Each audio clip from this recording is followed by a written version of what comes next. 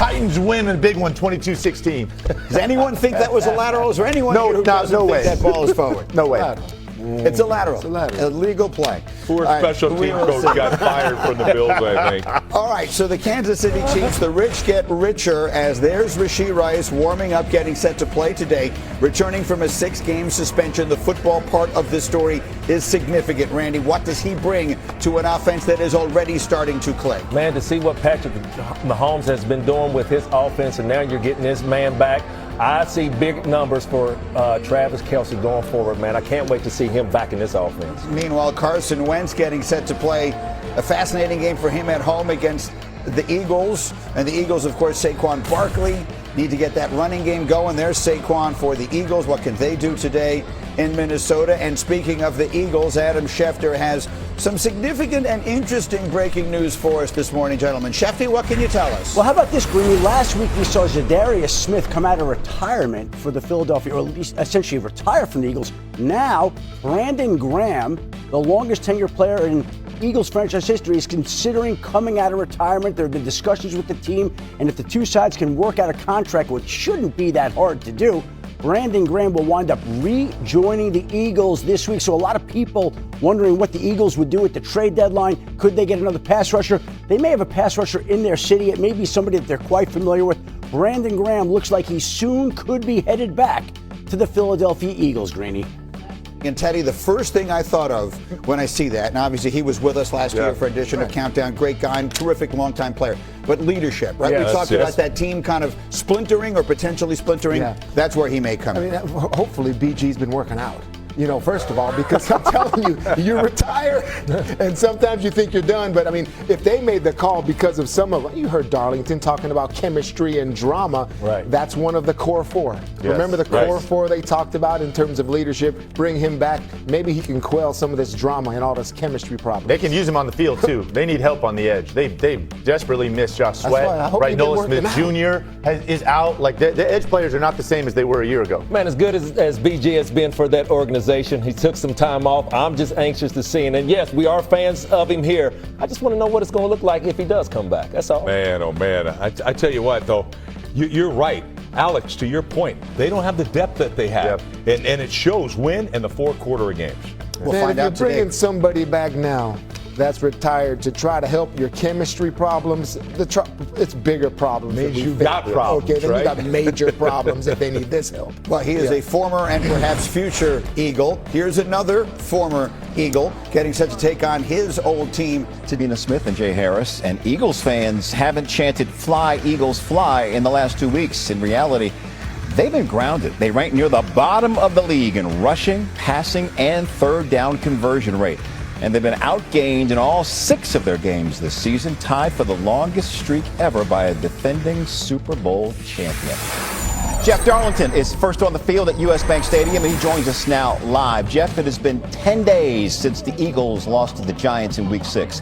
What's Nick Sirianni been doing in that time to try and right this ship?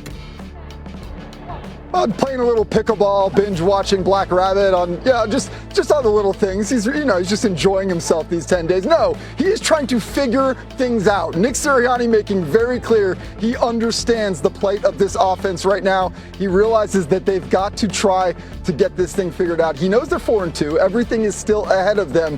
But Sirianni telling things that there was time for some rest and relaxation during these 10 days, this mini bye, but really they're very excited to try the things that they have really been working on, and that is getting the ball to Saquon Barkley more often, to try to get him playing in last year's form, to try to get A.J. Brown playing at a more consistent clip.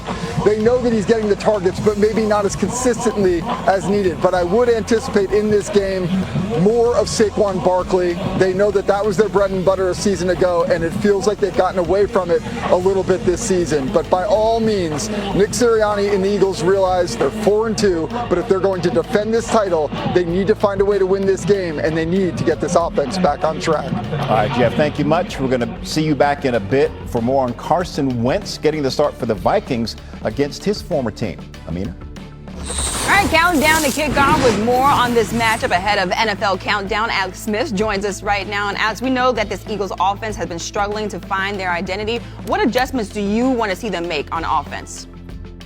Yeah, I mean, I think so much of this run game is and always has been predicated around the run game. And you heard Darlington talk about it. This has got to be about Saquon Barkley, and it's got to be more creative. I need to see more variety out of this run game. Think about all the runs from last season, getting the ball to the outside, RPOs, and then you turn on the tape from last week, and it was a lot of this. Gun run up the middle, inside zone left, inside zone right. This is one of the best players in the NFL when in space. Let's try to get him in those opportunities. Again, let's get more creative. Jalen Hurts is one of the best RPOing quarterbacks in the NFL. We are allowed to run sweeps and screens. I want to see some of this incorporated into the offense. Way too vanilla last week.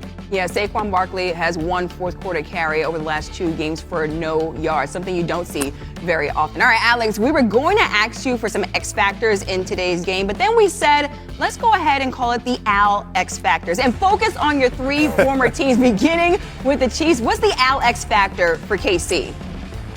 Oh, yeah, this one's all about Rashee Rice, getting him back. Listen, this is still the West Coast offense, and so much of that is predicated on short timing throws and then run after catch. And this is that guy for this offense. Listen, they got a lot of speed on the outside with Xavier Worthy and Hollywood Brown. But listen, Rashee really makes this thing go, and he slots in so well with all the underneath stuff. The short throw, long run. He is so dynamic with the ball in his hands, and I think you're going to see a lot of that today when they start to incorporate him back in. All right, how about the Al X factor for the Commanders against the Cowboys today? Oh, man, I'm not sure who Jaden Daniels is going to be throwing the ball to today, right? No Terry McLaurin, Noah Brown on IR, Debo's not there. It's going to be a lot of that guy right there. Bill, Krosky Merritt, and then also this, Jaden using his legs. Luckily, they play the Dallas Cowboys, who have one of the worst rush defenses in the NFL. And I think the Commanders need to rely heavily on this run game, which has been really dynamic, obviously, with this guy right here. All right, last but not least, the Al X factor for the Niners against the Falcons. Yeah, this is a bit of an unknown. For me, it's all about replacing this guy, the best linebacker in football, Fred Warner. Not only is he an all-pro, he is the heart and soul of this defense. I mean, he has so much of the identity, and they've been playing at a really high level. Again, obviously, almost tragic. They lost him. They've had so many injuries. Nick Bosa out as well. Who is going to replace him? And it can't be one individual. He's too good. This has got to be a collective effort. I really want to see what Robert Saleh can bring as the defensive coordinator in a leadership role. Who's going to step up and fill that void for them? Yeah, huge hole on that Niners defense. Much more from Alex and the fellas coming up on Countdown in just a bit. Alex, thanks so much. Good, better, bad. Good, better, bad. Never let it rest. Never let it rest. Good gets better. Good gets better. You better get better. You better get better. Bears on 3. 1, 2, 3. All right, Chicago's the Windy City, and it is the Windy City. After that Monday night thriller, the Bears have won 3 straight. Today they host the Saints. First on the field at Soldier Field is our Bears reporter Courtney Cronin. Courtney joining us live now. Courtney, how would you describe the feeling around the Bears as they go for their 4th straight win today? Well, Jay, Ben Johnson put it best. He said that what he's seen so far, even though it hasn't been the prettiest football, is what gets him up every day and gets him going. He's encouraged by this team's ability to win ugly. They've done it in back-to-back weeks against the Vegas Raiders and the Washington Commanders, and they might have to do it today in some pretty ugly conditions here at Soldier Field. And the key to all of this has been the growth he has seen from Caleb Williams week after week. The bar is pretty low here for quarterbacks. Williams, the first QB in franchise history to throw for at least 200 yards and a touchdown in each of the team's first 5 games of the season. But even Williams has seen areas where he can continue to progress. He sat down with Johnson this week.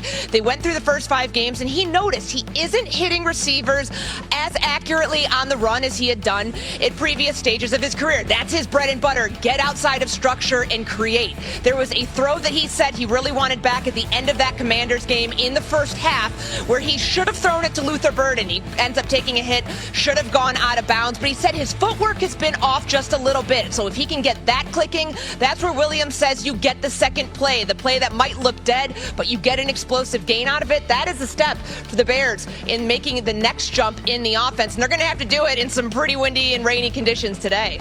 It looks pretty yucky behind you there, Courtney Cronin, with the latest from Chicago. We appreciate you. It's going to be windy there. It's going to be windy in Cleveland. And for more on that, here's ABC News meteorologist Greg Dutra.